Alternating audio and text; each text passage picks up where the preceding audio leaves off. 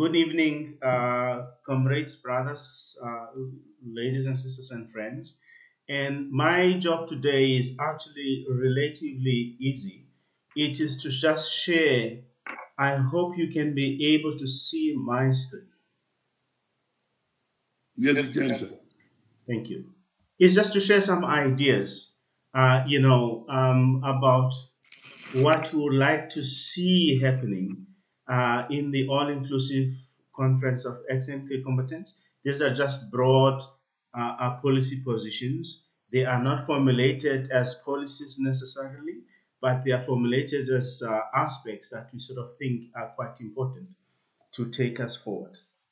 Just for the record, we all know that there will be a conference. So the purpose of this presentation is actually very direct and it is very simple.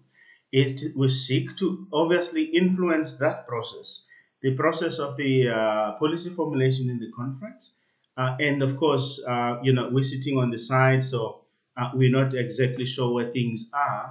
But we decided that we're not going to be sitting there, like singing by the river of Babylon or whatever, like Jordan, that and like wait, so we are going to actually just do something anyway.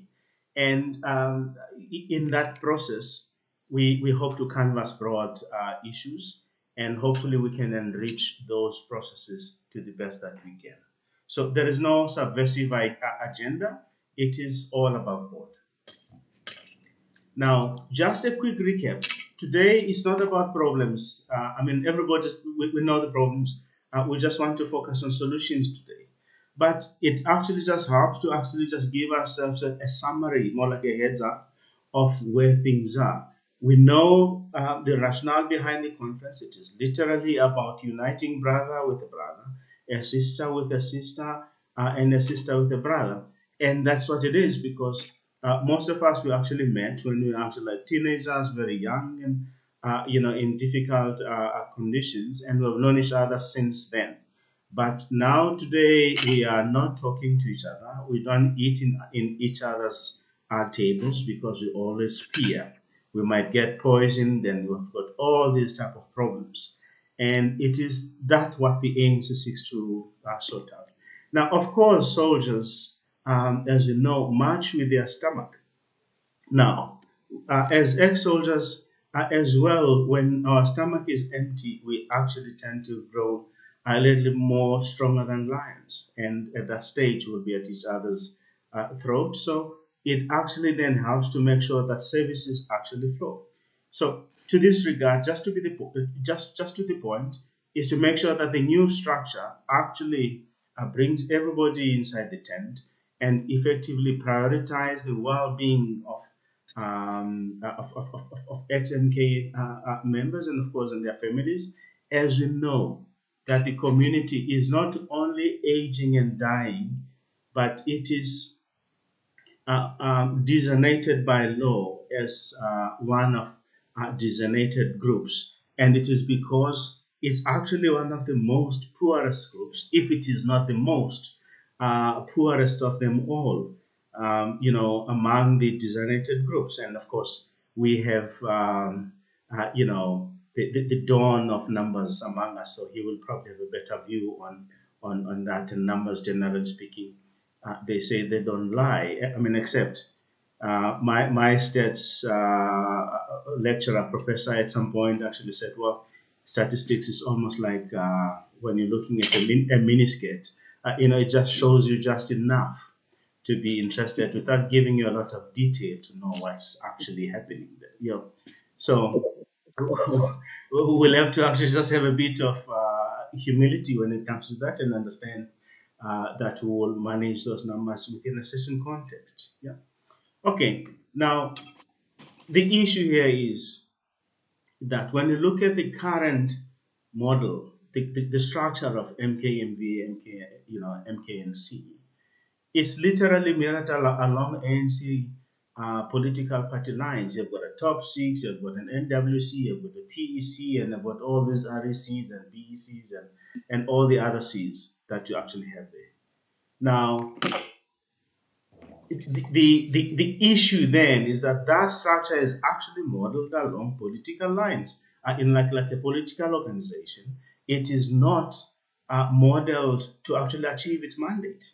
And we have to say these are inherent risks, and these inherent risks have got therefore consequences, and some of those consequences, as we know, we're not going to go, on all of them, is the fact that we remain marginalized by far, and because we're marginalized, then it is easy to actually for leadership to use some of the membership as code as they actually fire up their own ambitions. They want to be ambassadors, they want to be ministers, they want to be whatever.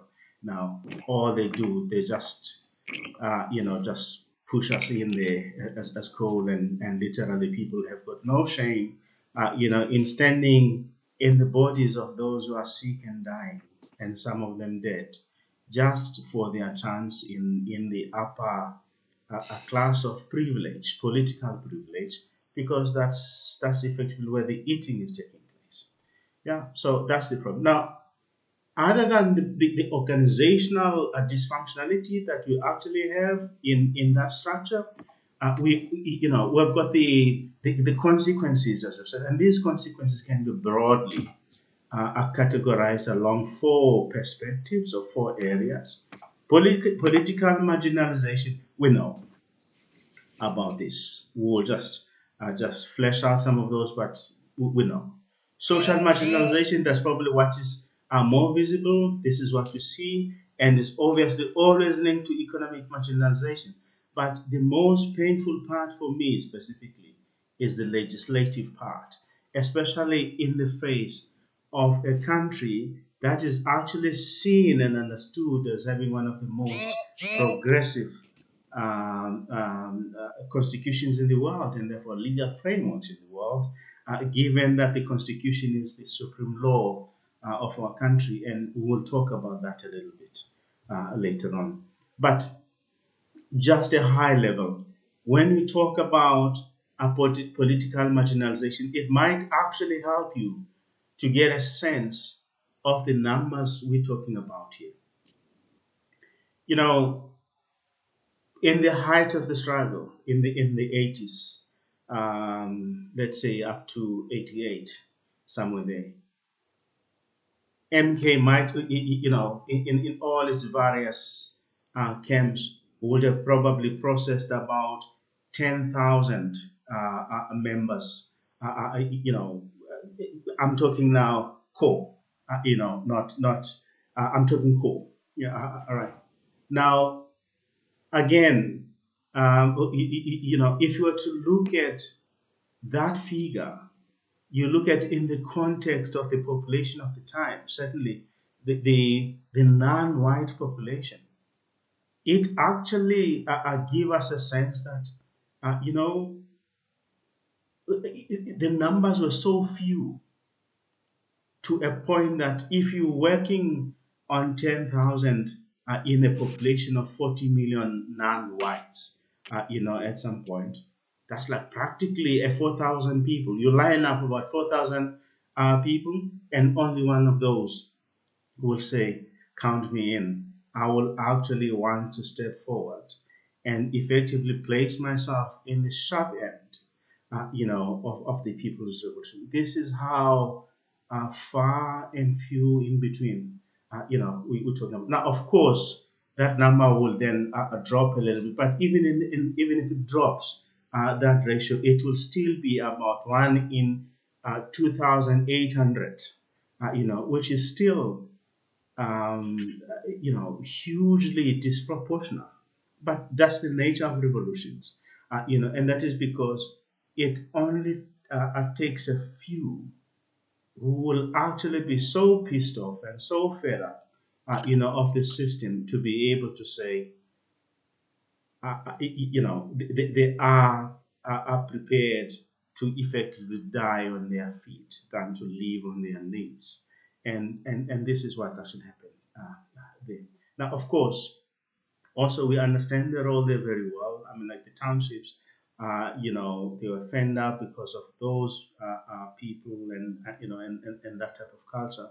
So this is the community we're actually talking about here. But just look at, all that investment. Where is it ending? Nowhere. It is not channeled in a manner that can actually advance society in general. Whether you believe in the rightness or the wrongness of the revolution, but just the investment that the country has actually made, we're losing quite a lot in that. And that marginalization, political marginalization, is across the board. At times, it's worse in the branches. Social marginalization, this is a daily picture. Whenever you actually see or you hear of XMK, everybody is actually wanting to turn off their head and look the other way around because all they think about is problems, is failure, lost generation, and all sorts of other related problems with it.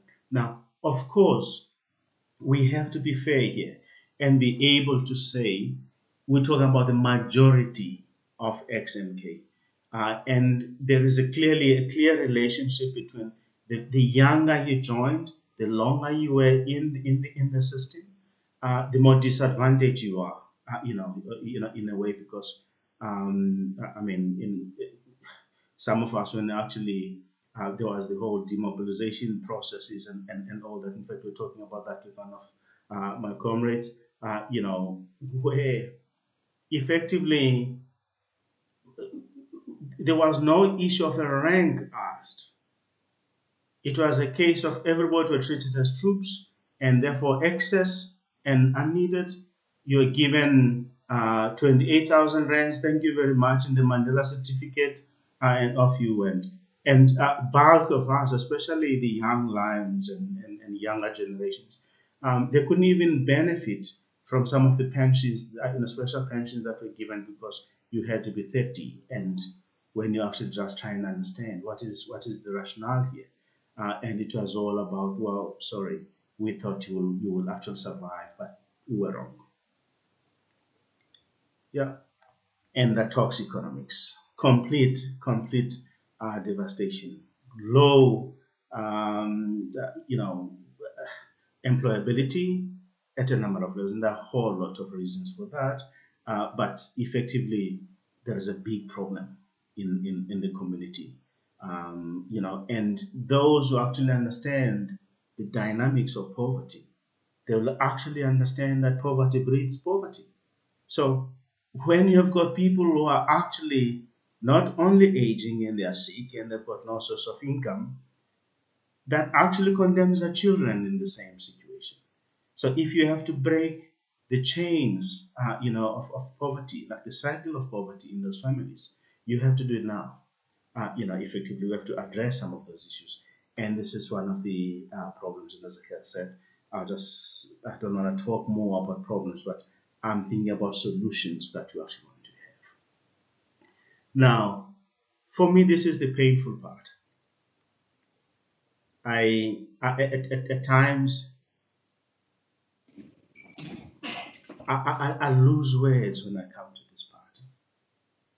You see, if I were to actually have a discussions with an alien and actually relate the story of MK to say exactly who is MK, you will actually understand that it's about a story of love at the end. It's a story about an ANC and the Communist Party that were actually in a love relationship that gave birth to MK. So it started as a story of love. At the end, that's exactly how all revolutions start. They are driven by love. So that was effectively that. Now, if you were to ask yourself, the delivery conditions, the midwife, if you were to call of them, it were the people, the revolution itself. That's effectively what ensured the delivery of MK against a system that was declared a crime against humanity, a brutal system, effectively. where, I mean, like this we know, there is no point of us going there.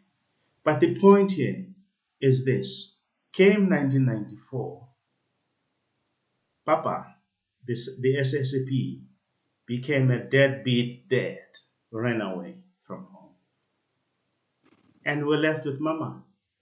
And then what happened with Mama? The ANC actually met a new guy, the Nationalist Party, and everybody else. And what do they do?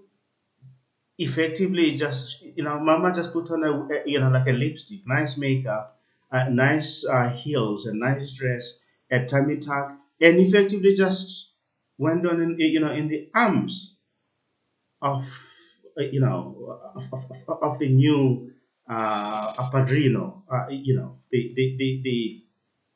the new party in all of this. And what happened to MK? Foster care, effectively. Left to be, to the elements. Those who can be strong, they must move on. And those who cannot survive, they can't. But then what Mama did with our stepfather, so to speak, they actually adopted, because it was like effective, like a blended family. Both had a kid. The Nationalist Party had SADF and all the TBVC forces. The ANC had MK. But in that union, MK was left outside.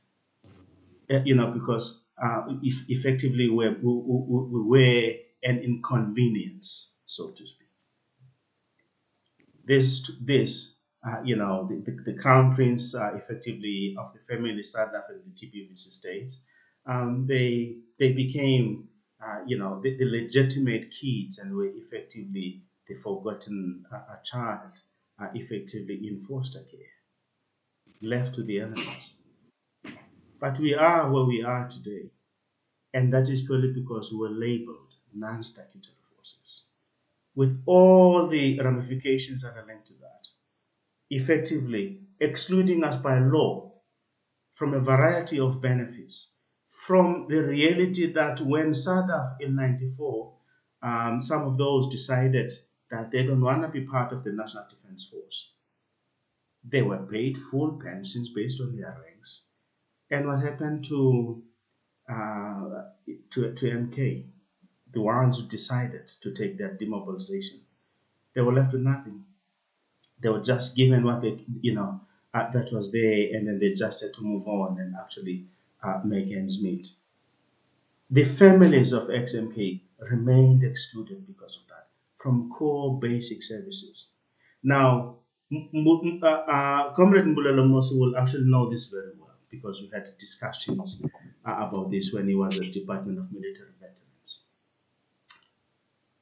When we were talking about the shocking statistics, where at that stage, combined, all Liberation War veteran armies, MK, APLA, there were less than 24,000 in the database, in about 87,000 for math.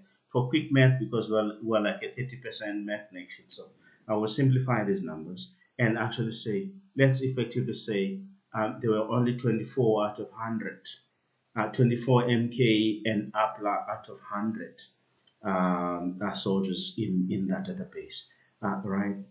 But when you look at deaths, about 60% of all deaths were XMK. 60%. When we're not, when we're sharing about 24% of the total population. So you ask yourself why we have to die more than others. And you ask yourself, what happens to those children, those families, when their fathers, their mothers die, as they do. And effectively, they're all left, to the elements, and this is some of the things that effectively we seek to address today. Okay, and this is the best part. What is to be done? Now, we start with the acknowledgement that work is being done, and there's work that's done that we are aware of, and of course, there is work that we might not be aware of that is still taking place somewhere, nevertheless. So we will have the humility to actually be able to say Yes, we cannot stand here and put hands in our hearts and say no one is doing anything anyway. It's just that they are not doing fast enough, and they're definitely not doing ahead enough. And this is what we actually want to solve. Now, we have to start by sorting out ourselves first, the organizational structure. And the issue here again, it does not need a rocket scientist or a statistician, at all. We don't need to be good in math for this. We just need loads of common sense, to be able to say today neither Sanva nor MK, MVA, or NC are functional, and that's purely because of politics and squabbling at the top. It's leadership fighting with leadership about leadership. It has got nothing to do with bread and butter issues at the low level where it matters most. It's about people who've got access to power. They can have, most of them have got jobs, or they can have jobs because they've got powerful friends and connections in important areas. But most are actually ignored because that. And the structure as it is, it allows that. So the proposal is to change this, is to effectively say, yes, we want to be a service support and centered organization. That's the structure that must actually be taken on board, and specifically given the problems that have got to do with socio-economic issues, employment, and business opportunities, because also I've got a problem of people who are unemployable, but they still need to live. They've got children, and they've got some of them have got skills, and they can be involved in business, and you know. So the proposal there is to actually just have two dedicated desks that will focus on these, and of course, part of social support would be everything else, right? And heritage and culture, we need to actually bring our culture back. I mean, how do we actually build a nation, where we're all, it's okay to be mixed salad, but that mixed salad must still have a bit of a taste, right? Now, as we are, we blend because from a cultural point of view, we see culture purely as like on I don't know, 24th of December of September, whatever the cultural day is, where I have to put on my Xhosa regalia and some Zulu girls. Hopefully, they'll be walking around bare breast and all those things, and and we see that as culture. That's terrible. Now, of course, we're looking at political commissariat as well to be able to help, because at the end we're political soldiers. This is the proposed structure. We accept the reality that it will take a huge fight to do away with politics, and maybe we don't want to do away with politics. So the path of least resistance says let's keep some of those, but let's just temper with the animal below where that has matters most. So the idea here again is, from a structural point of view, we should have a social support and advocacy. That's effectively where, your healthcare, your education, your housing, and all those things will fall there. And these two, employment and entrepreneurship, they can either stand on their own or report under the social support, for on a daily basis. But heritage is so important; it must be standalone, and effectively, and political commissariat must stand alone.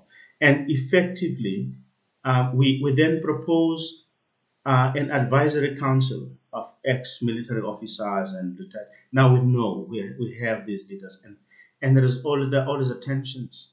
There are tensions, and we just have to accept this. That some of our senior comrades, they still think when it camps. And you have to keep reminding them, we civilians, and that's what military veterans are civilians. Yes, civilians with a background, just like all civilians would have a background, but our backgrounds will probably be more military That's fine. But at the end, we are submitting to civilian code. So we don't want a junta militar, a military junta, a junta, but we can benefit from their experiences and everything else. They've got something. So they don't have to stand for elections. They sit there as elders, if you like, and they provide counseling and advice and all of those type of things.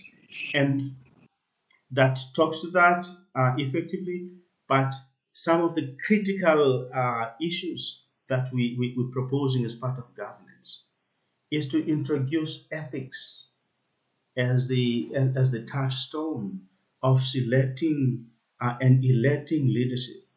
We shouldn't be talking about, all this. We should talk criminal behavior.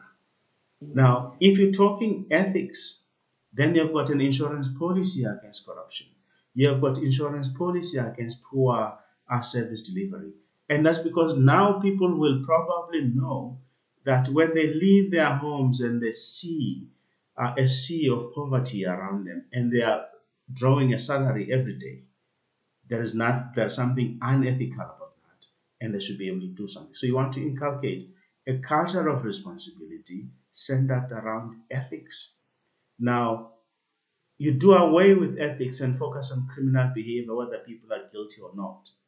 Now, one thing that you actually do, and this is what it is. I mean, we know this with 2, 3 year old kids.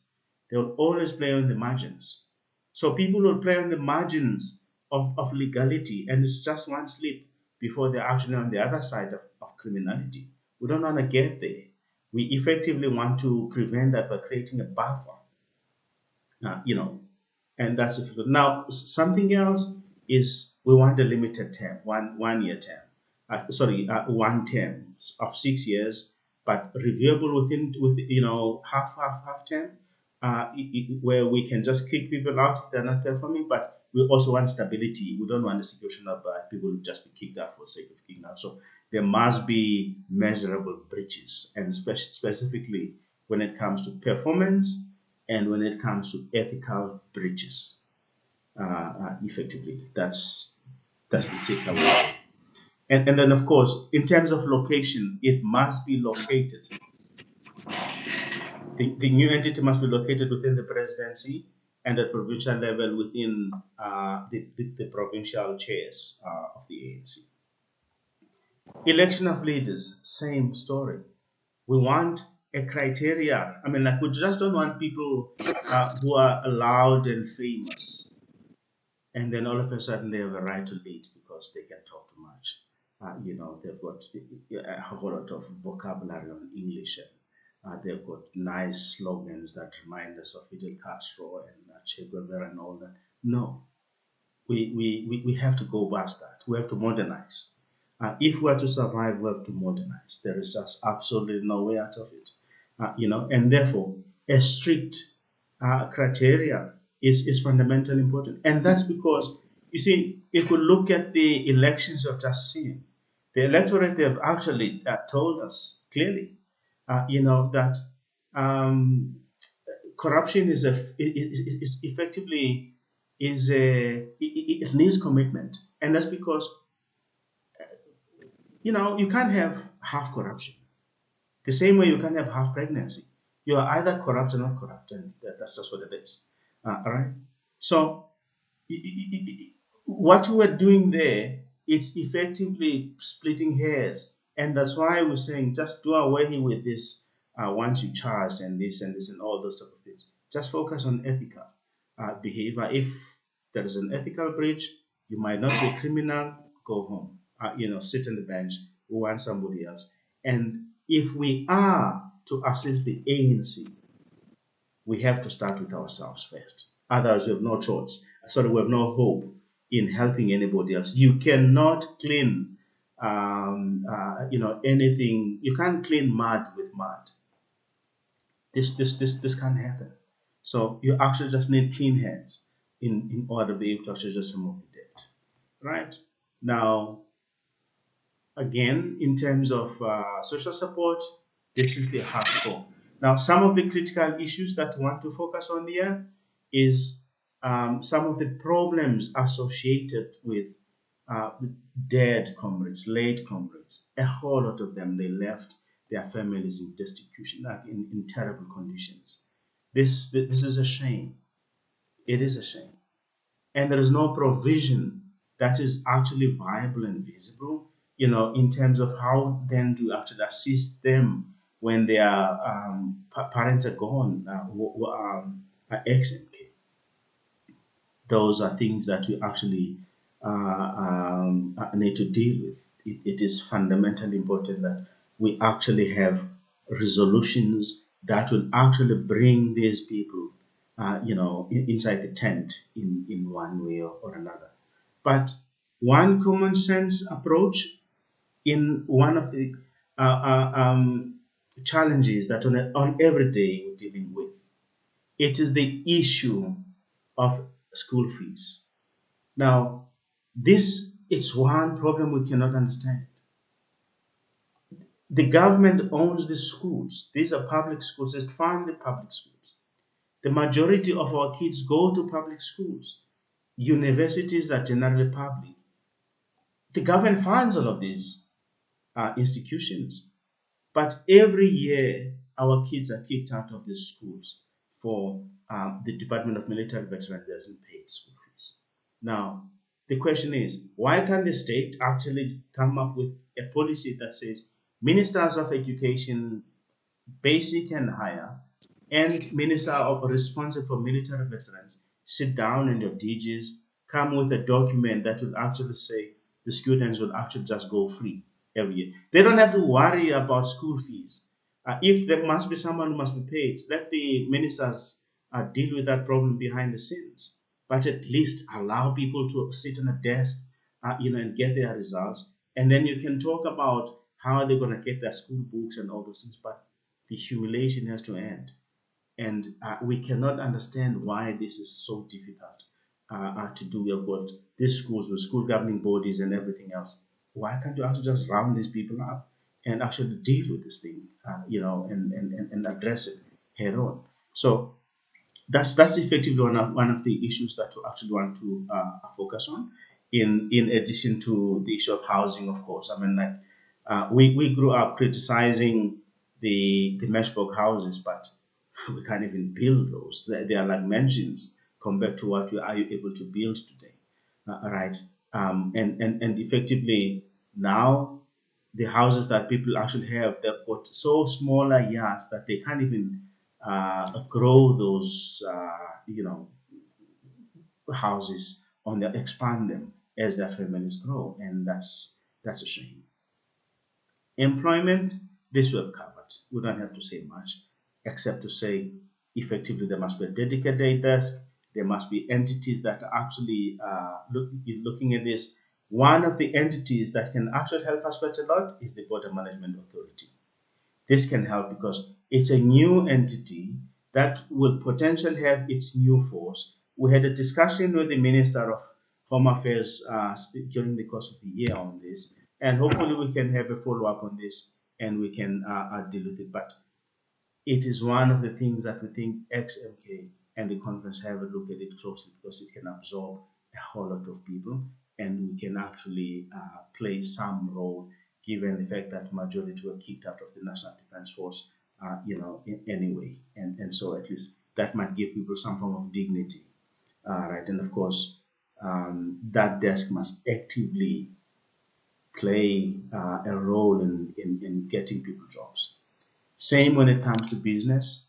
We have all these preferential procurement policies that are never implemented in our benefit. Instead, we are actually getting pushed from pillar to post and all sorts of other things. This has to end because people are dying and they're getting old. Time is running out. There must be some form of a package to deal with this, human misery and be able to address all of this. Heritage. Now, again, for me, this is one of the things that's actually quite closer to my heart, and that's because at some point, I have an 18-year-old girl. At that stage, I think she was probably about 15, and she saw a Winnie Mandela book, and then she had read it, and then she said to me, "Why are we actually not taught about this woman in our schools and like and all these challenges that she actually had to face alone, facing a state, facing having to raise kids, and the husband is locked away and all these type of things." And I had no answer. But the reality is, go to other countries, go to Cuba, go to other countries. They tell their stories with pride, and why not us? Now, some people, they actually hear when people are talking about trauma of exile and camps and all, they have no idea, because the only closest model of a camp they've ever seen is an American camp where the SEALs are actually busy kicking butt somewhere in dusty streets of Kabul or whatever. No one can actually have a sense from our kids how life was, so that they can have a bit of empathy and society empathy and understand some of the challenges that are, but most importantly, to promote that as culture. Moving towards the climax now, we're almost there. The political commissariat, this is effectively the heartbeat of our political program. If there is anything that XMK comrades know what to do, is to talk politics. That that's effectively that. It's like breathing, to them, to a point that you actually have to remind them. Look, Karl Marx died a long time ago. He will actually need a GPS to find his home. So forget about him now. Let's move on. But they'll still, uh, show you the passion, and you have to entertain all of that, and you have to keep reminding. Now let's focus on solutions. Now we're here. Learning is gone. We're here now. What do we do? Now the issue then is that this energy needs to be channeled to actually help the ANC throughout history. Can you please switch off your phone or your mic, somebody? Yes, it's me here. I was trying to. Yeah, no, thanks. So then what we actually suggesting is that this should actually be doing the politics on our behalf and actually assist us to assert ourselves and play a constructive role within the ANC. This is effectively it. We have got commissars, people who actually still thrive on this stuff.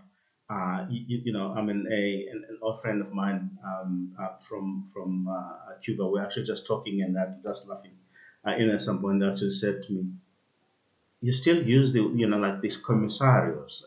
So we're like laughing. Said, "No, we're still stuck in time." And that's really because many people don't use this terminology anymore, but it's part of our culture and heritage. It's something that we still, hold dear, in a way. But these political educators can help the ANC. And at the end, we can be able to make a plea directly to the ANC and our leaders and actually say, the ANC is our mother. We love the ANC. It is not perfect. The relationship between XMK and the ANC leadership is not perfect, just like any relationship between a parent and a kid can always have its ups and downs. But at the end, just like any parent and a child, it's a relationship that is effectively edged on the souls of both. You know, couples, they talk about until death do us apart. There is nothing, there is no luxury like that between a child and a parent. And that's because that relationship actually defies death itself. And that's the relationship between MK and the ANC. So all we want is an opportunity to contribute to the best we can. Whatever that we can be able to contribute, and that's effectively. that. And lastly, what about the state entities now? Firstly, we are a combination of liberation war veterans, because that's who we are in definition. And of course, some of us went on, they are therefore military veterans, effectively. So this we understand. But we want the state to do away with the whole non-statutory rubbish. It is insulting. We want that gone, effectively, and we can sort that out. But the other problem is the Department of Military Veterans is located terribly in the Department of Defense. And that is because if you think about it, just a common sense approach, what is the core business of defense? Or rather, the raw materials, if you want to use that way, if you were thinking production systems.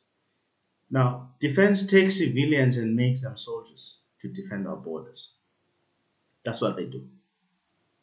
Now, what does military veterans do? The opposite. They take soldiers and make them civilians. And now we're actually stuck there, with a stronger culture. As a result, you go to the DMV, everybody is a general and everybody's, they're militarizing civilians. And you even have like a ridiculous situation whereby a council on defense will make pronouncements on DMV issues who are civilians. And now, I mean, like you ask yourself, but what the hell is this? It sounds like North Korea. But that's the problem that you actually need to actually just sort of just get this out, and give us an opportunity not to be stuck in time and be able to move on and live lives as civilians. Sanva, big problem. Same paralysis we have in MK. We need to sort that out. Those who are interested in politics, they must enjoy the politics in Sanva. But those who are interested in humanitarian support and all that, they must be given an opportunity to do so. And therefore, it needs to be structured. The council, advisory council, it makes no sense for it to make recommendations that will be ignored. Why have it?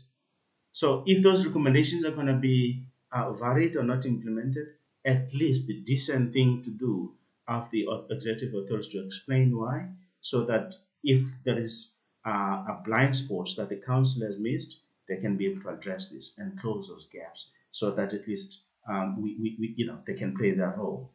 And then, of course, the appeal boards, they make appeals and awards, in favor of military veterans, and then the Department of Military Affairs doesn't, do anything about this. So what we're saying is, those must be binding, possibly in the same way as the public protector findings are.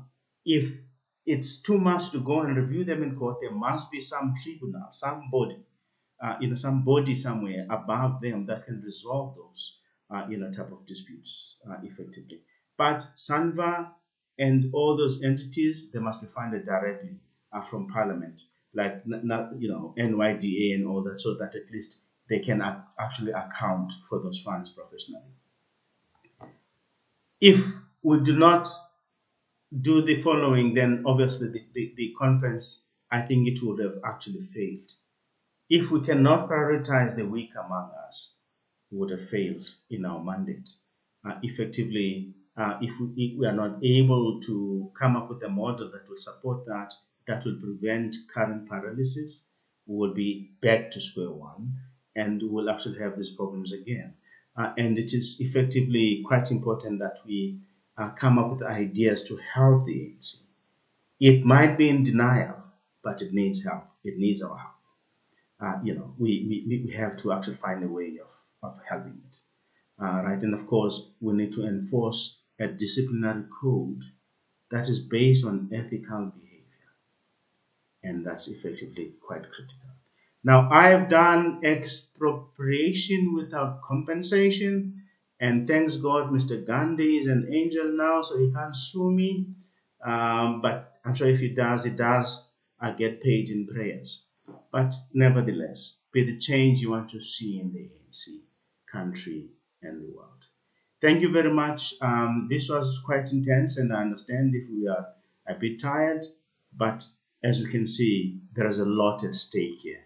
Most will take questions. It's now your show. But thank you very much for that.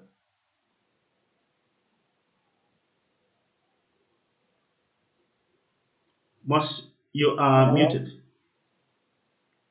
Am I audible now? Yes, you are. Yeah, no, thank you,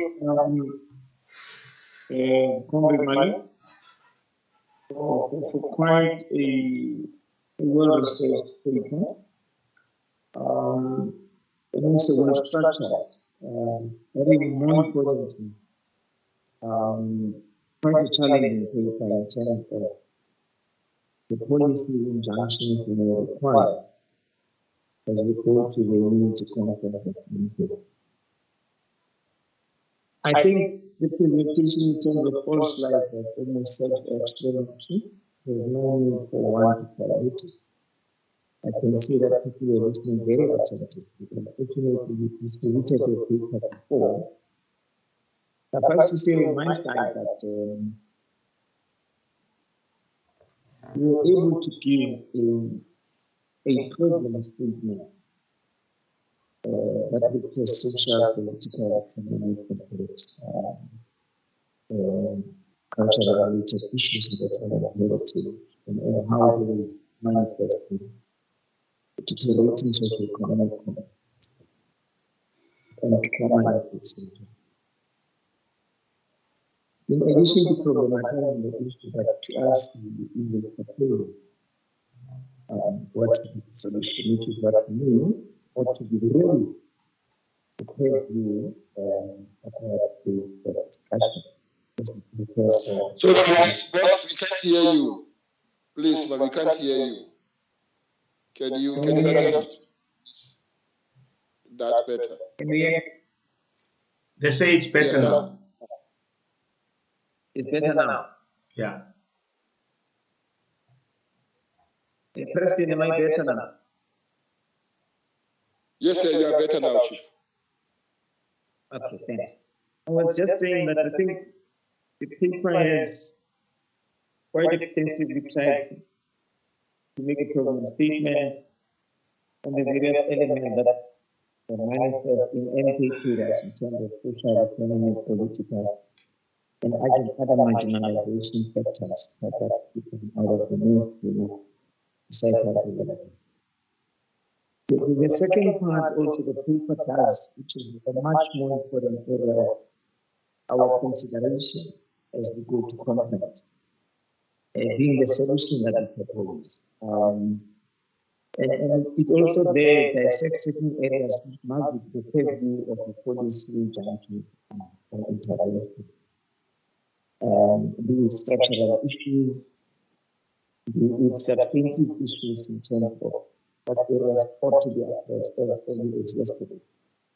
What is legislative matters and the weaknesses that emanate from there, and that dichotomy between our legislation and the constitutional principles that seek to restore dignity of military veterans ought to be aligned and corrected to speak to one another.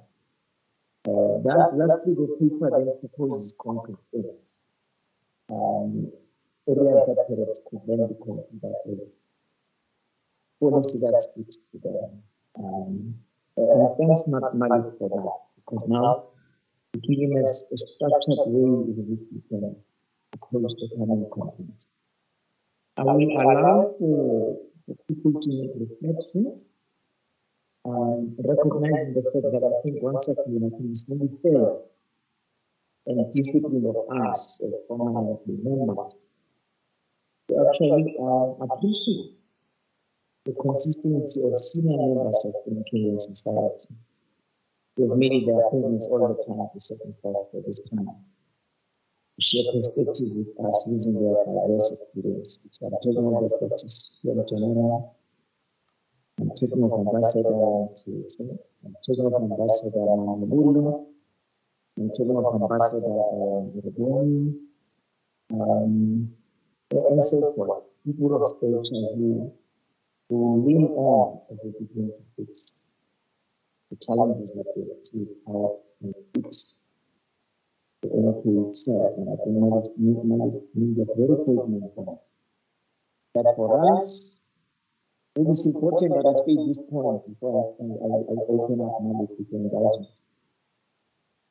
Throughout our discussions, we started with it's a civil servant topic now. It has always been our understanding that there is a dialectical connection between a strong ANC and a strong MK or vice versa. And we've always understood that the evolution of MK over the last 60 years has shown us that when MK is strong, it's cohesive organizational, cohesive ideological, and political. It always gives strength to the ANC. When it is weak, the ANC has always been found, of course, in addition to how it communist have been able to have ideological and national interaction, all of which are almost non-existent. So that was the key. MK is fast becoming a liability, or the fast becoming a liability, but this intervention remain correct. So many it would have been important that as a situate problems, it become apparent. And as we discussed, we should be alive to the fact that there's been recent development that makes this unity conference even much more urgent and important. The situation we saw happening in July, beginning of July, first week of July, speaks directly to national security, to which we ought to actually occupy ourselves as well. To say, where are we with all the training and capacity to help our country when such situations emerge?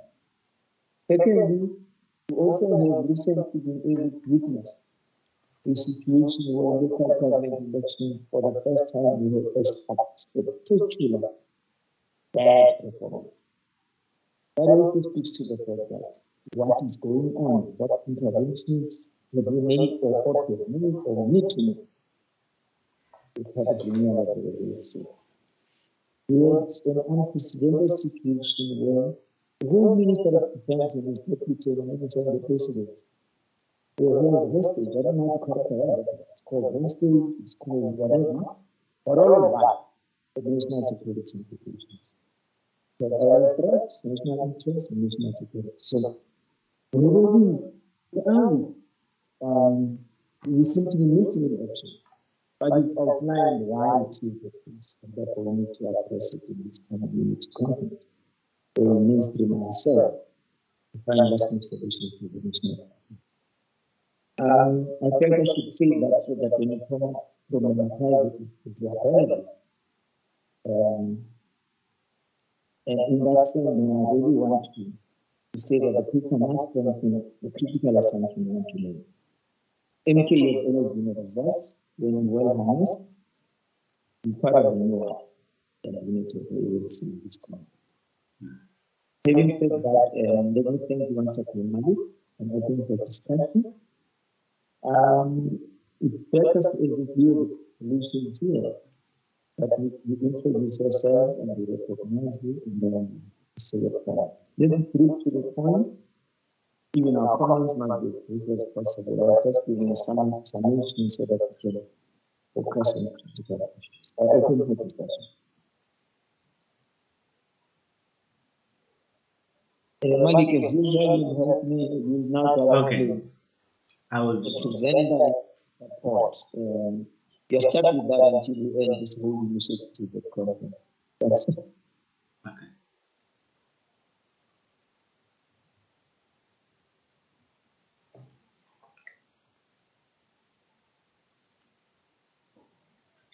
You have Mojaki and you also have Datepali. Mos. I don't know who you want to start with.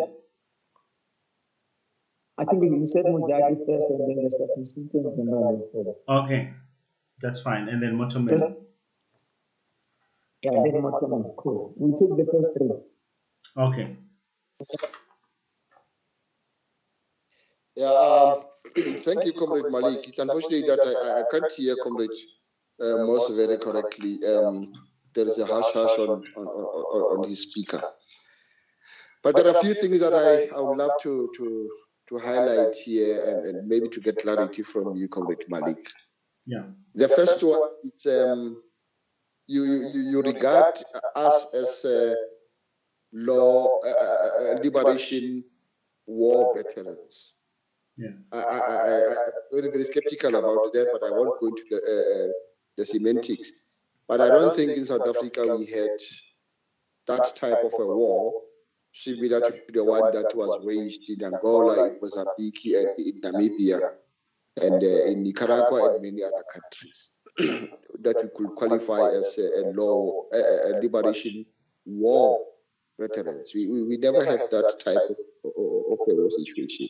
Probably that is one thing that contributed for us to be undermined by the authorities that we called non-statutory structure, we ignored on legislative part, that we are misplaced in the defense so that we can become better soldiers, I think, or military personnel. Whereas you've correctly stated that the DMV is supposed to be moving or transforming military people into civilians, not the other way around. I agree with you on that level. But now my question would be, we are not a growing structure. Whatever association or organization that we are going to be established, my simple arithmetic tells me that the youngest member of EXMK cadre is supposed to be 49 years of age now, given the notion that you join when you are 18 and then you are disbanded. We were disbanded in 1992, so when I add that to the years that are here, you're supposed to be, the youngest is supposed to be 49, 48 years of age. So we are literally not a growing species or organization. Now, how will the 6-year term that is renewable going to benefit us as a new structure that we want to have established? That will be my first question. Number two will be, we are and we've always been a political arm of armed wing of a political organization. And politics always was a priority in our training. We are actually nurtured and trained to become armed politicians. That is the truth that is there. Now, when you say that the ANC must see to it that, the structure must see to it that the political needs of SMK are taken care of, I become very, very confused about that. Maybe we need to clarify on that slide where you're talking about the structure taking care of us politically, because I think it should be the other way around. We are supposed to be the assets of the ANC and then be the political leaders and agitators and propagandists of the African National Congress because of the type of training that we received as MK soldiers. So our utilization should actually be there to empower and enhance the image of the ANC and protect its legacy. So if you could clarify me around that, I'll come back on the other issues that I want to raise, which are very pertinent into making us be who we are supposed to be. Okay. Thank you. Awesome stuff. Thank you. We can take a second lot. And Tatepali, the floor is yours. Thank you very much, Chair. I mean, you'll excuse me. I have another appointment, and I was supposed to have been a listener rather than to contribute. But I think one thing that has been raised that has haunted me quite a lot, which I think is in your structure, is this issue around memory. That we don't have memory in the country.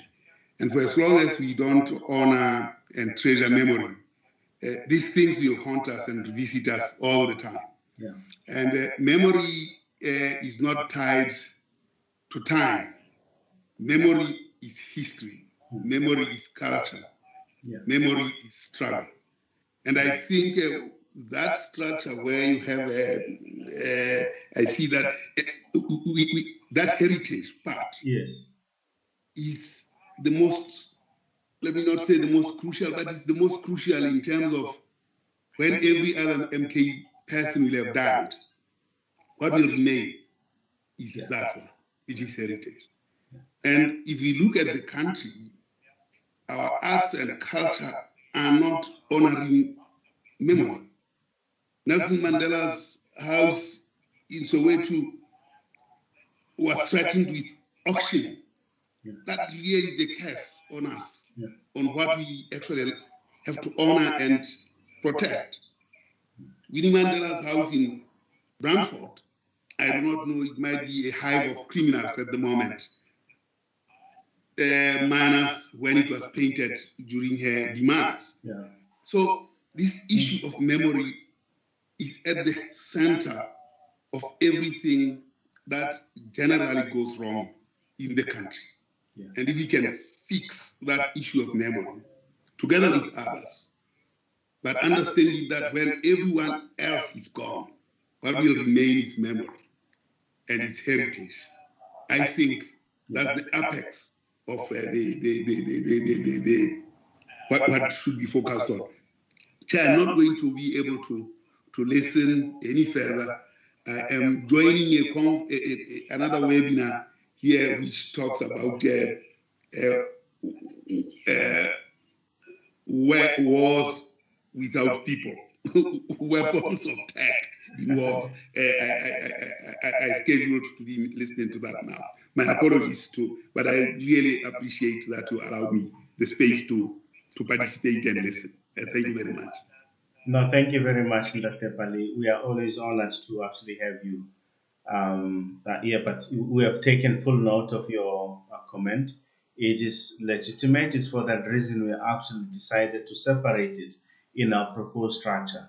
Not just to bury it under everything else. It is the importance of who we are.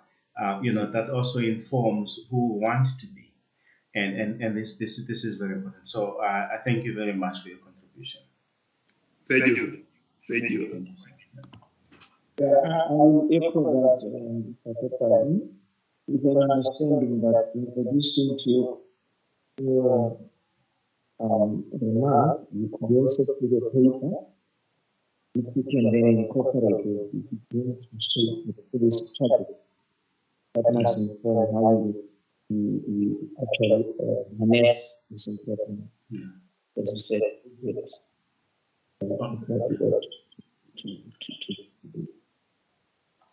Awesome.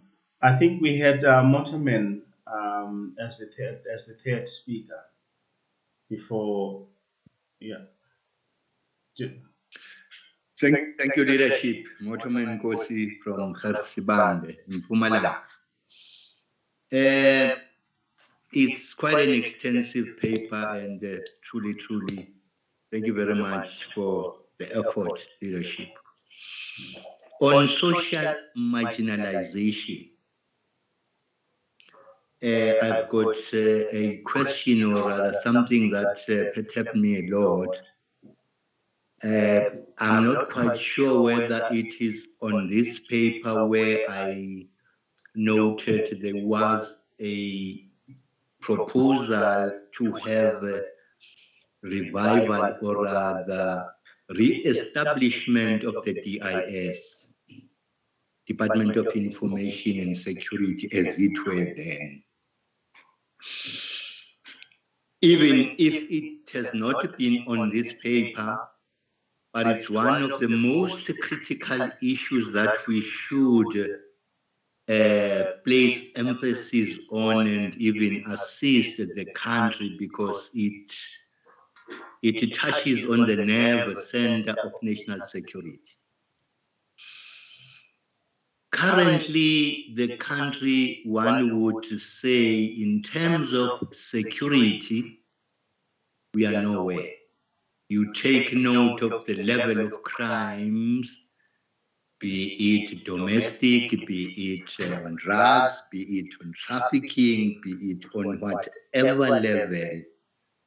Now, what is very perturbing is this, that there is or there are supposed to be vibrant community police forum, wherein probably it was envisaged that those police community forum would assist to revive the popular organs of power, wherein you find communities be part and parcel of protecting, gathering information to assist the country as patriots. Now, in the absence of us as advanced detachment, failure to find a solution around these issues vis-a-vis the security of the country, I'm not sure whether really we would be able to revive, renew the ANC and restore the values, because here is the situation, leadership. You are sitting around at Area a stone throw from where you are, there's a hive of criminality that is taking place.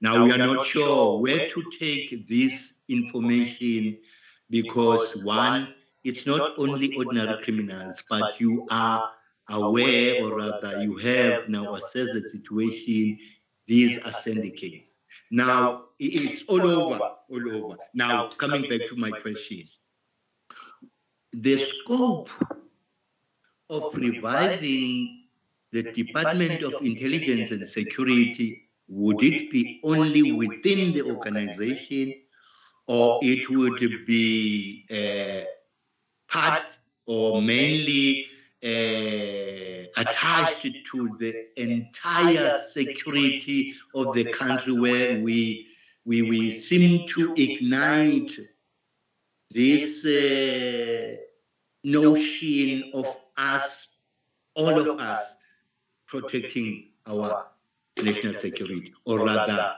seeing that we do something in terms of protecting our country. Thank you, leadership. I will stand there for now. Okay, thanks. Most, I'll just start with these questions now, and then we can take another lot just to whittle them through quickly. The first one is about the 6-year term. Look, the current term is 5 years, and now and there is no term limit. Right, that's the current situation now.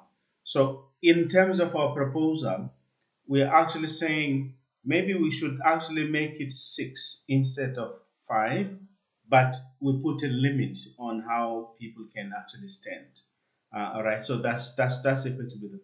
Now, and then of course we will also have an option of opting out of that leadership if it's not working in year 3. So you effectively give 1 year on the other side, but then on the other side, you're actually making sure that you can buy your way out of that relationship if it is not working. And the reality then as well is that you're trying to strike a balance between institutional memory, because the last thing you want is what you see in government and municipalities every time there is like new leadership. People are always learning. It's like a big university. Everybody's always learning. No one is able to do anything. So you want to actually avoid this. That's effectively the reason for that, and effectively 6 years and 1 year with flexibility seems fair enough. You can be able to achieve a lot in there, and you then move on, because the other thing, we don't want people to start looking at these positions as jobs, because that's one of the other things. We have people tend to see public office and some of this in the same context as a job, and then they always have problems when they have to move on. They don't want to move on. So that's effectively that. Now, on the issue of politics, I think your input is correct. Where there is a slight mistake is how you read the structure. The structure is actually as you're defining it.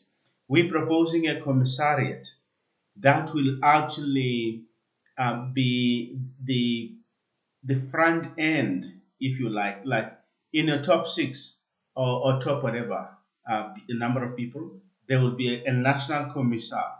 Now, that national commissar will effectively coordinate political education and all political educational work or political work, mentoring and all sorts of things, activities, but then also make sure that we are actually in the table, like the big table of the ANC when it comes to issues. So that's effectively that. So it's exactly what you're talking about. There will be, we will engage, and I mean, Moss and myself are working on that to actually work with the powers that be in our Tambo School of Political Education already on these issues. So we'll be able to move on that. And when the commissar is there, I think it will actually be much more easier because there will be a recognized ANC structure. We are just a support and advocacy and NGO and loose group of comrades who actually have these classes now in here, and we're just making proposals for something that's more sustainable. That actually a new structure must have these type of programs, and that's effectively that.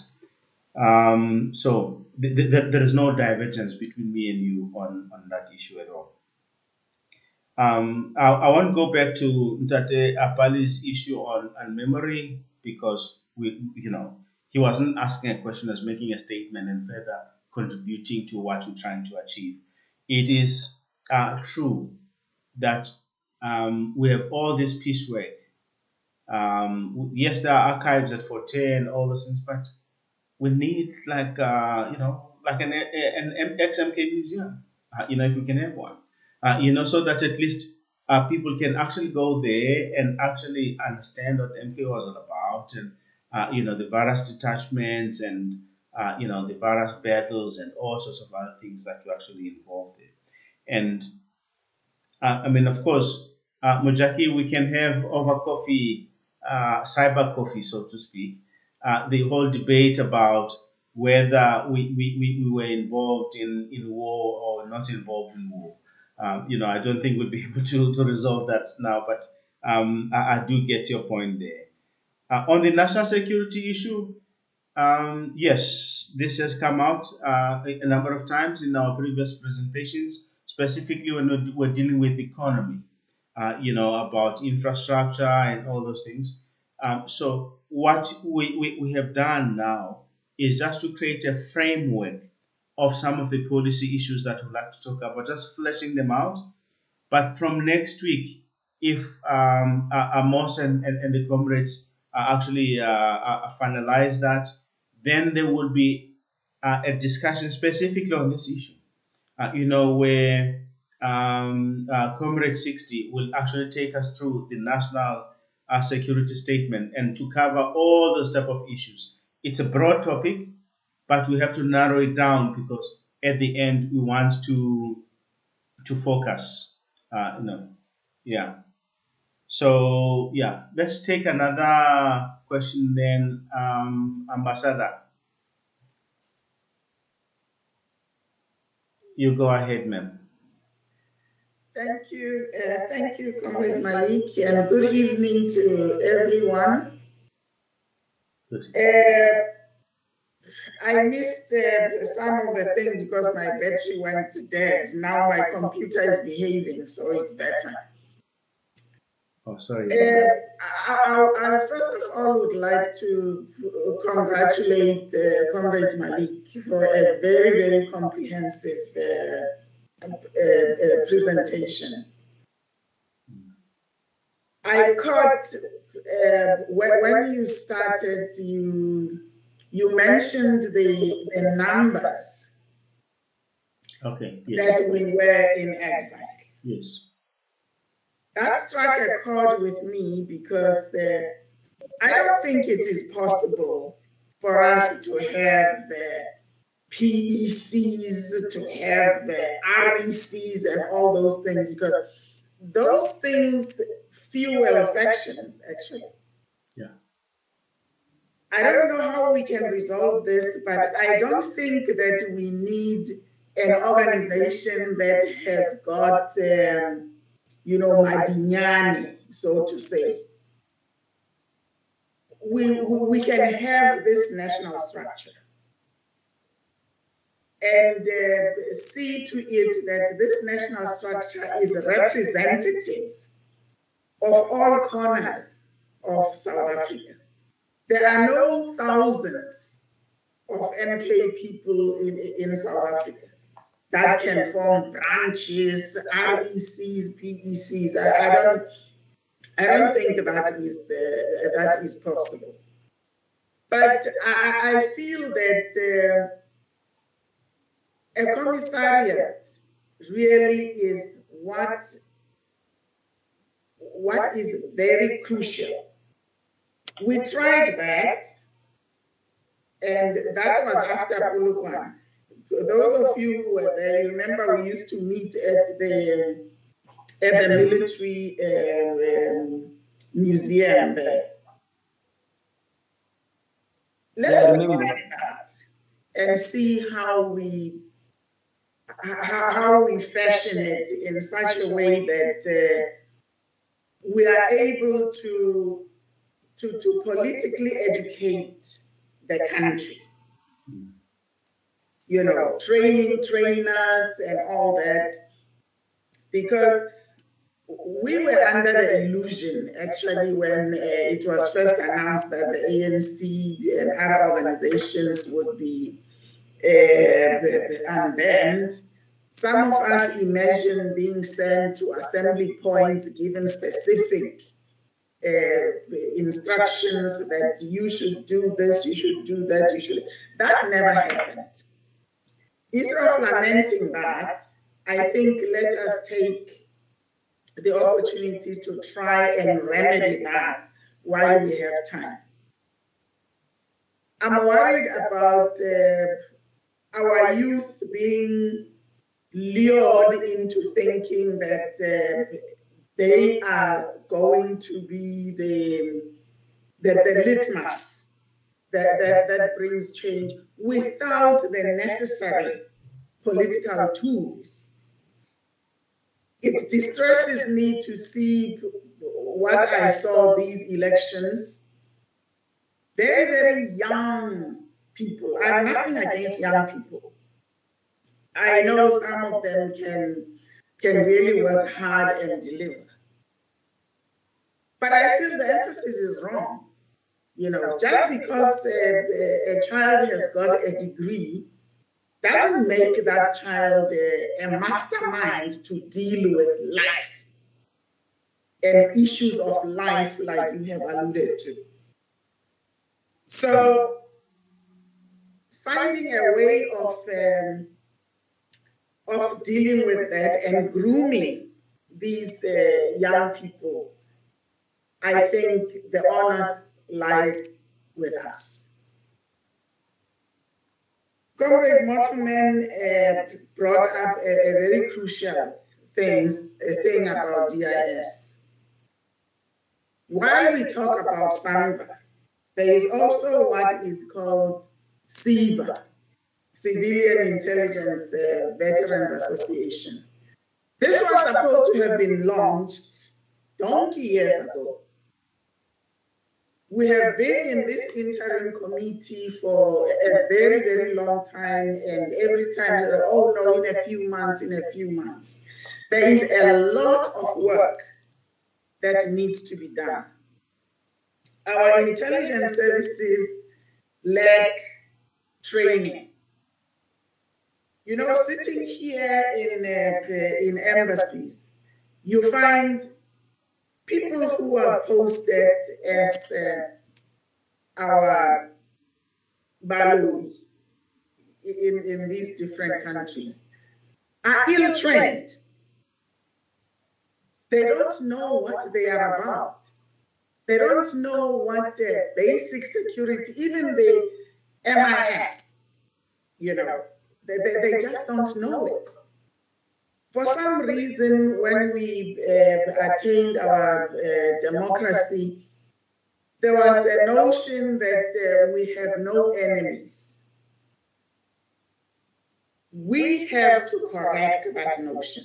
We might not have enemies that are pointing guns at us, but a competitor and an enemy, there's a very thin line that separates us.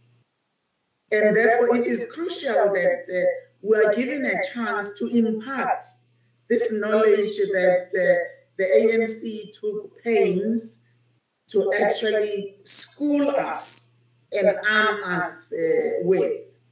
So that when we die, we know that we have left something worthwhile.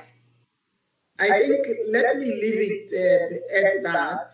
And once again, thank Comrade Malik for a very comprehensive presentation. Thanks. It's teamwork, man. It's lot of stolen ideas from people's experiences and also colleagues putting in their time in it. Any other question?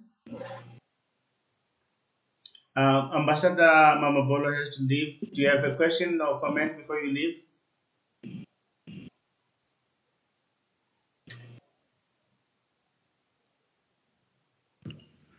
Thank you. Can you hear me? Yes, we can hear you, sir. Oh, thank you very much, Comrade. I had written everything. I was just about to leave, and I had written a message. But seeing that you're giving me the opportunity, let me say, I was simply going to say, and I can read what I was writing here, to say thank you very much, Comrade Malik. I think that is a very interesting presentation you have just made with all the proposals. And all I was saying is I really think the time given for this will be problematic. I don't think we would be in a position to really delve into depth about this, particularly when we all have these problems concerning the veterans associations that we have. And all I was saying in my request here was to say, possibly might be good to have another continuation of this kind of discussion. Maybe we would have the opportunity then to deal with the problems much more. But also to request, is it possible? I never got a copy of this. It would be good to get a copy. Tell you the truth, some of us have been outside, and it's good to be able to listen if we are to acquaint ourselves with what has been happening in our absence. That's what I was saying was. Sorry, we're saying you don't have a copy of the presentation? No, I never got a copy, and would have wanted to read it even before I get it. But also maybe to propose that at some stage, I don't know how you are structured, make sure that we can revisit this, considering that we are going to be looking at these problems henceforth moving forward. Okay, no problem. We will try and see if we can send it to you, but we did circulate it. I mean, like. Okay. Okay. Yeah, but definitely we'll make sure that you make available my email somehow. Yes, no, that would be very helpful. It's just that I don't know how to attach a document here. If I knew, I'll just attach it right there. Okay, let's link up through Moss and make sure he gets my email. Yes, no, definitely. No, thank you, sir. Thank you. Okay. Yeah. But really enjoyed the paper and the presentation. Thank you very much. No, thank you very much, sir. Okay. Prof. I recognize Martin. Yes. Thank you. First, I must indicate I'm not an ex-MK. I came to the meeting back door. You are welcome. Thank you. Yeah. I'm surprised that I think Comrade Malik said something about the kids being not allowed at school because they have not paid fees. I'm surprised to not hear that at this point in time, when the ANC has even tried to do away with that even at university level, where the policy is nobody should not go to university because he is poor. At school level, we have gone so far as to create these no-fee schools. So I'm just throwing that. I'm surprised that there could be at this point in time government schools that can say a kid must not learn because fees have not been paid. With what is that, maybe let me throw this bad dream that I'm having again. With what is happening in our ANC, especially after this local government, when you see what is happening, one sometimes gets worried in the unlikely event, for example, through these collaborations, whatever, when we come to national, we can end up having a president, Helen Zille, as the president of this country. Where would that put her? Would there even be a thought about an Alma called an MK? I'm not saying let's respond to that, but I'm saying these are some of the bedrooms sometimes that I'm having. Thank you, Chair. Thank you very much, Prof. Thanks, Prof. Let me recognize university because you have had the first round of your bias. Keep it very short, question. Thank you, sir.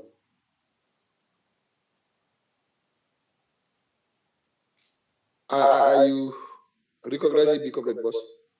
Yeah. Okay. Thanks very much again, Comrade Malik.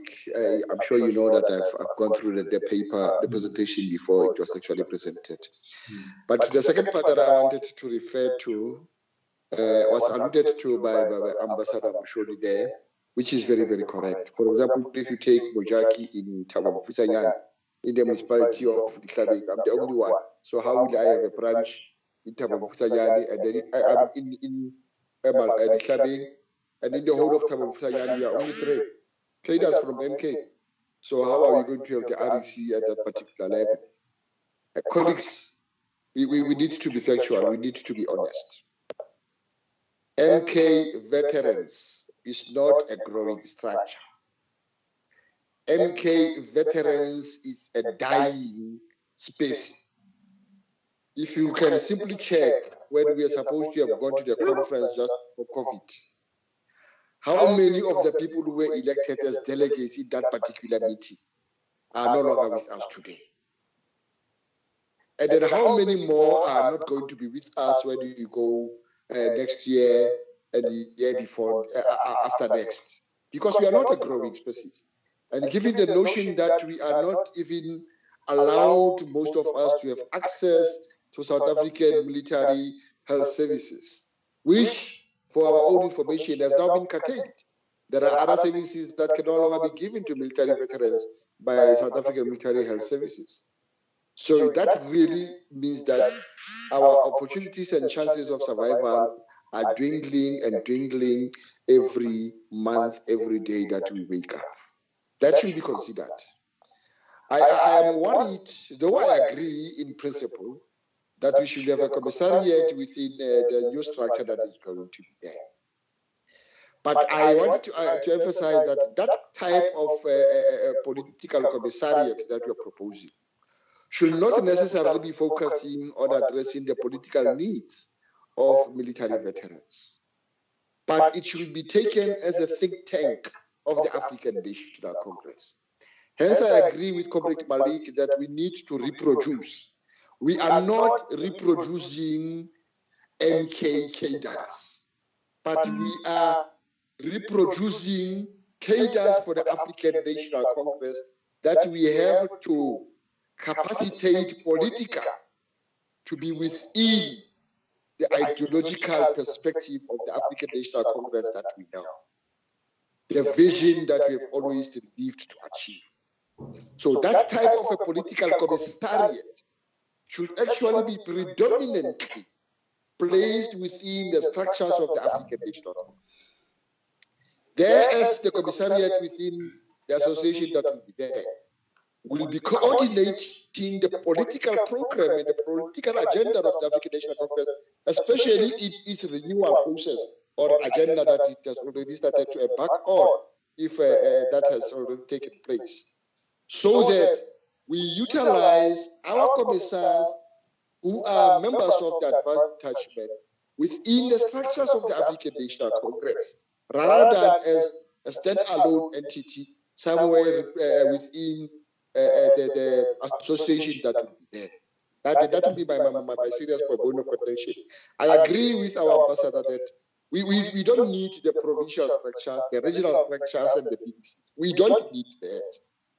All that we need is that within the national structure that is there, let all the provinces and the regions be represented so that information can disseminate easier.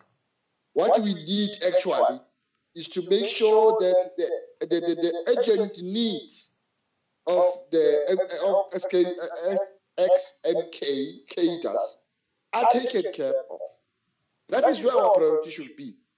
In all the categories that we mentioned, we make sure that they are being addressed to as a matter of urgency, because they are not going to live forever.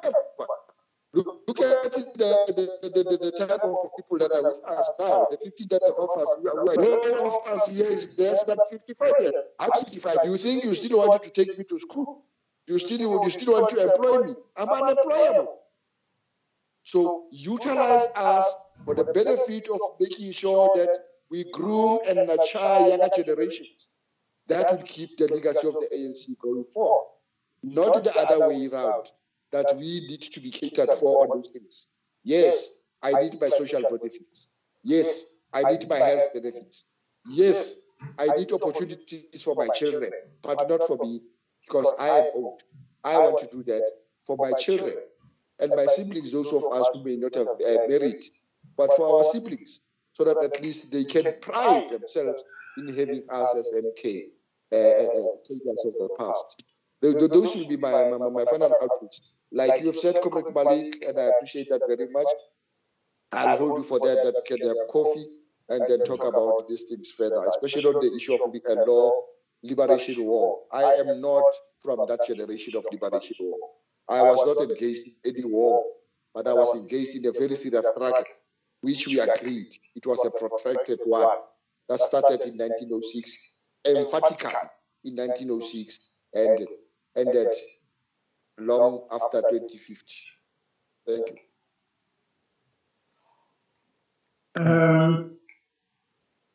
Thanks. We are sitting at, if my time is correct, I'm trying to synchronize our time so that we become much more efficient in utilizing the remaining few minutes. We are entering the final countdown of wrap-up. Mine says we are sitting at around 1947. Ideally, we would be planning to finish in 1.5 hours to 2 hours. So we started a bit late, not at 6 o'clock as we planned. So to compensate, you might want to put firm time now so that there is a bit of discipline in how we agree. I'm suggesting, with your indulgence, Comrade Malik, that we then have the last bites and then we start wrapping up. Worst case scenario, to compensate the time that was lost by starting late, 8:05, we're closing. Let's allow the last round and then start wrapping up with a summation of the key inputs and the process forward. No, thanks. Thanks, boss. I mean, we can take the next round. Any question or comments, and we can effectively deal with those. But Prof, just to come back to you on your comment on school fees. Yes, it's absurd, but it does happen. We on a daily basis we actually inundated with our kids that we have to try and help out to get their school fees paid. And it's a very upset situation, but it is happening. And that's why we like coming up with this proposal, because we think it's common sense. I mean, like we shouldn't have this problem, but it is there. Nevertheless, and it's a big challenge. It is a big challenge. And I think, Mojaki, on your last comment, yes, for me, I'm not a big fan of structures, especially of big structures. I mean, I look at, for instance, the structure of our former enemies, CMVO. It's very straightforward. It's lean machine. They've got a full-time team that actually makes sure that people get services and all that, and then they've got people who get elected in their general meeting, and it's just a national structure, national team. End of story. Like nothing more to that. Now, but I'm a realist too. I understand how difficult it is to actually bring change. So, whereas I would have actually opted for a structure like what the ambassador herself actually had in mind, there is what is also called the path of least resistance. You keep some of the toys that people like and enjoy because people they get invested in these toys. All right, like the titles and all that. You just keep them, but then you make sure you ring fence that. That whenever they squabble alone, work continues. With or without them, and that's what we're trying to achieve now. Instead of fighting with them, trying to push them out of that mentality, you actually say, well, we're just going to make you irrelevant through other means. That's what it is. Any other question or comment? No, thanks, Comrade Malik. We will take, I don't think it will be undemocratic to take two inputs, whether in the form of a question or comments, and then we start wrapping up. That's fine. Thanks, Moss. I mean, for me, I'm ready anytime. This is your show.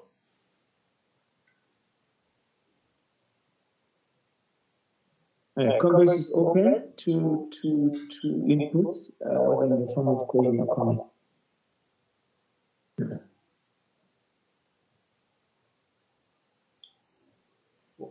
Well, I'm a big fan, Comrade Moss, of not detaining people unnecessarily. So yeah, so we probably then just need to just wrap it up by me giving my closing statement, and then we can let people move on. Okay, I see Mhlongo his hand is up as I was about to swing the sword. Yes, thank you, comrade. First, I apologize. My battery can die anytime, so forgive me for that. But what I wanted to say is we always have wonderful structures in the ANC. The key issue is, will these ones that we propose work? That is the key issue. And how will we make them to work? Those are the questions I want you to take home with your colleagues, appearing as if I exclude myself, but you understand. Yeah. Will these structures work? And if they don't work, how will you make them work? Those are the questions I want you and your team to go and think about. Thank you very much. No, thanks, Mhlongo. I mean, the easiest answer is that we don't know. So that's effectively the most honest answer. Because we don't have a crystal ball. We can't just look what's going to happen in the future. Structures are made of people, and people are complex animals, and they are motivated in the main by self-interest. All we can do is to put safety nets and checks and balances around the proposed structure, and that's why we actually have a criteria for selection of people. For people to contest, they must actually pass a certain criteria first, and then most importantly, if they don't deliver, we can kick them out. And that's effectively that. And um, what collapses people is the politics. There is nothing that unites people like stomachs that are fed. So once services move and people get fed, everyone is going to be friends, certainly at the lower level, and that's where it matters most. The leaders can kill themselves as much as they want. Okay, now thanks, Comrade Malik. To me, in answering or seeking to navigate towards solutions of actionable things that Mhlongo is proposing, it was raised in the last meeting, if you recall. Yeah. But I think one thing that's clear is that we've got bright ideas and many a time good a policy. The biggest elephant in the room is implementation. So we then suggested that to depart from that paralysis and move towards a new paradigm, we will then have to make sure that when we propose certain policy interventions and strategies, we must then also propose the how part of it. And what Mhlongo is asking is the continuation of that commitment that no policy proposal, whether it's legislative matters, heritage matters, and so forth, as you said, should come without answering the question how. Yes. So we have committed ourselves to that, and I think we will go to conference with an understanding that we're not going there with a basket of promises that are not necessarily going to find the light of day. So I'm not worried, say, because we already have preoccupied ourselves last week.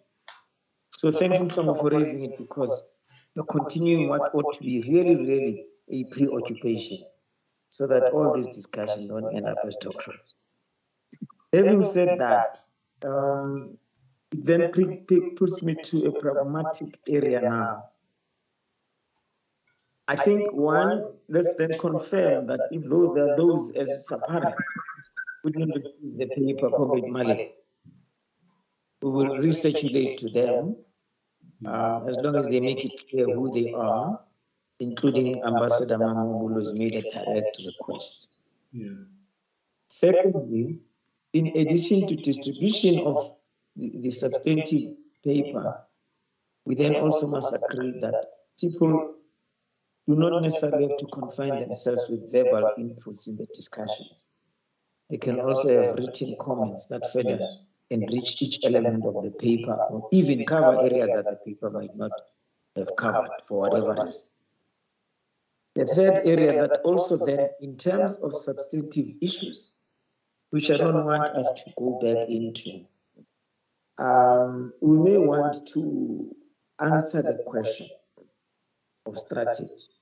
It has always been our understanding that policy and strategy precedes structure. Yes.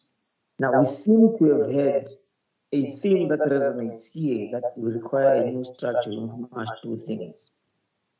That in its own way, I see it is a recipe for disaster, because a structure without a clearly defined vision and mission statement, without clearly defined program that it seeks to lead, it becomes a dead structure from its birth.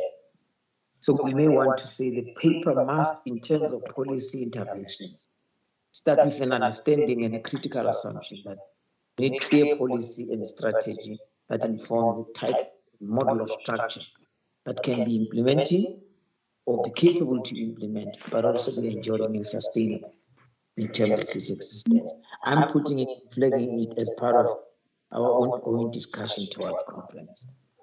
And lastly, on my side,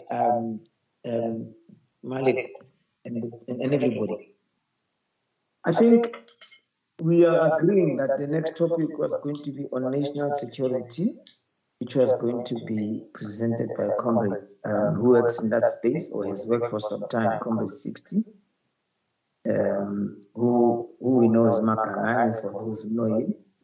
We'll introduce him in the next topic, his background, and let's confirm that. And then we have agreed, comrades, that as planning and coordinating committee for these discussions, we will make visible all the topics we want to discuss that are MK related between now and the conference, and then in the 60th anniversary, and as we move towards the policy conference of the ANC and the elective conference. So with a clear roadmap, the Secretariat will make it visible to everybody so that we can prepare ourselves on time and be able, therefore, to engage much more meaningfully. Lastly, on my side, let me problematize. We do all this as anticipatory. We do not do this within a context of certainty. By this I mean anticipating a conference will take place. We don't know when. We don't know what format it will take. We don't know what's being discussed by the so-called prep committee. We discuss in a vacuum.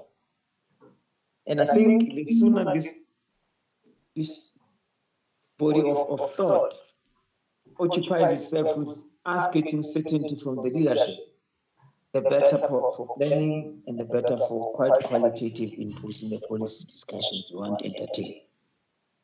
And lastly, therefore, I think it's only fair and transparent of all of us to say that it's apparent that the task team so far that has been established has been working in a veil of secrecy without sharing information. And to that extent, we identified it as a big risk that requires to be attended so that there's transparency and a better planning, both in terms of policy discussions as well as a program for the conference itself.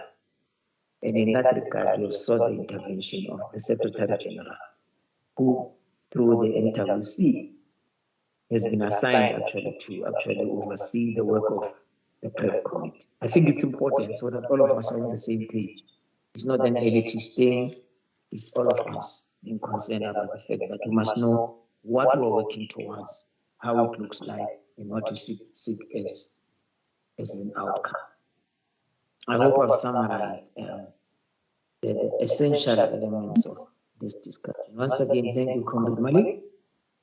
Thanks for everybody who's made this input.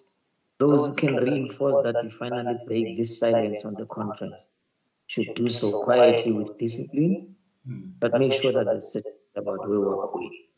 Thank you very much. Yeah, thanks on my side as well. Thanks, comrades. See you next week. Stay safe, please, and stay warm for those who are in the cold and brave. And those who are in the dark, please just know that your hearts will continue to shine bright, and stay safe as well. Thank you, Commissioner. Thank you. Obrigado. Thank you. Thanks. Bye.